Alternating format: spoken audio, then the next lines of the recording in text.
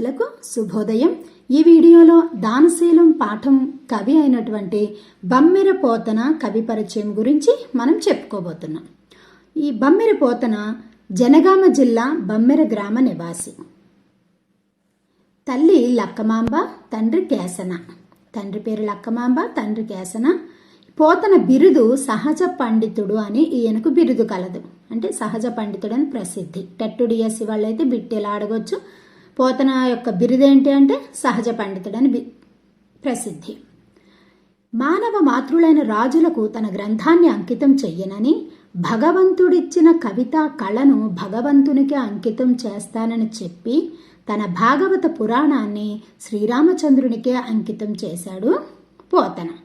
పోతన ఎన్నో రచనలు చేశాడు. వాటన్నిటిలో కూడా బాగా ఈయనకి పేరు తెచ్చిపెట్టింది ఏంటంటే మహాభాగవతం.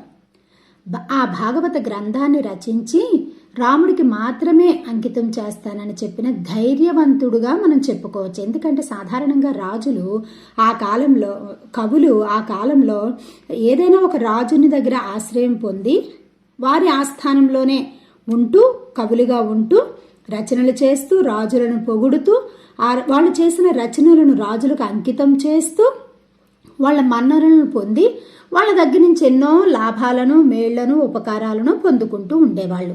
కనకం కానీ, బంగారం కానీ, భూములు కానీ, ఈ విధంగా. కానీ పోతన అటువంటిదేవి కూడా ఆసక్తి చూపించకుండా రాజులనే తిరస్కరించిన గొప్ప కవిగా ఇతన్ని మనం చెప్పవచ్చు. అది అతని యొక్క విశేషం. ఈయన 15వ శతాబ్దానికి చెందినవాడు. బమ్మెర పోతన 15వ శతాబ్దానికి చెందినవాడు. ఈయన రచన ఎలా ఉంటుందంటే శబ్దాలంకారాల సొగసుతో భక్తిరస ప్రధానంగా ఇతని రచన సాగుతుంది. అలంకారాల్లో మనకి అర్ధాలంకారాలు, శబ్దాలంకారాలు ఉన్నాయి కదా. అంటే వినడానికి సొంపుగా అనిపించేవి శబ్దాలంకారాలు. వీటిని ఎక్కువగా వాడుతూ ఉంటారు. సొగసు అంటే అందం. భక్తిరస ప్రధానంగా ఉంటుంది ఇతని రచన. పండిత పామర జనరంజకంగా రాయడం పోతన ప్రత్యేకత.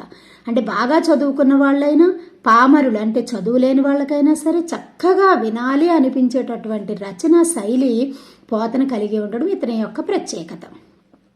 ఈయన రచనలు ప్రహ్లాద చరిత్ర, గజేంద్ర మోక్షం, రుక్మిణీ కళ్యాణం మున్నగు ఘట్టాలలోని పద్యాలు ప్రతి తెలుగువాడికి కంఠతా వస్తాయి. అంటే భాగవతంలో ఉన్నటువంటి ఈ యొక్క ఘట్టాలు ప్రతి ఒక్కరికి బాగా కంఠత ఉన్న పద్యాలు. పోతన రచనా శైలి, మధుర భక్తి తరువాత కవులకు వరవడిగా నిలిచాయి. వరవడిగా నిలవడం అంటే రోల్ మోడల్గా నిలిచాయి. వీరభద్ర విజయం, భోగిని దండకం, నారాయణ శతకం ఇతని రచనలు. వీరభద్ర విజయం, భోగిని దండకం, నారాయణ శతకం ఇతని రచనలు. మరి భాగవతం ఇతనికి బాగా పేరు తెచ్చిపెట్టినటువంటి గ్రంథంగా మనం చెప్పుకోవచ్చు.